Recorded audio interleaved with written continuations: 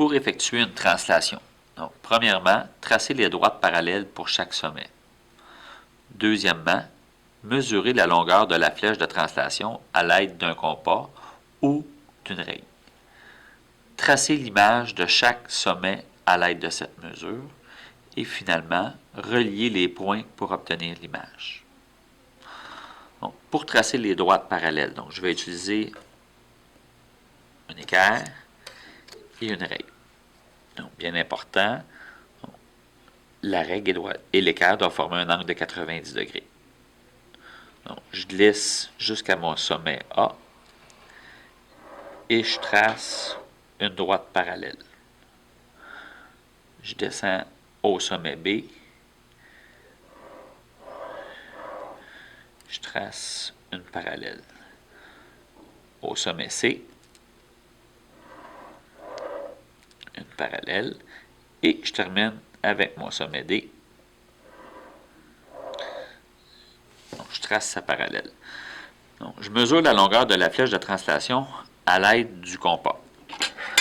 Donc, avec mon compas, je vais aller mesurer la longueur de la flèche de translation, qui est celle-ci. Ensuite, ce que je fais, c'est que je trace l'image pour chaque sommet à l'aide de cette mesure. Donc, mon sommet A va s'en aller ici.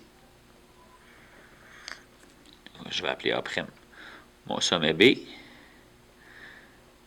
ici. Donc, B'. Sommet C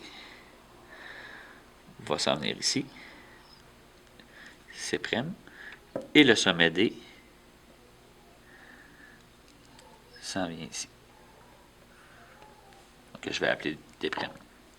Ensuite, donc, relie les points pour obtenir l'image. Ici, je vais relier A, B, D, C à A. Donc, ce que je vais faire, A' à B', B' à D', D' à C',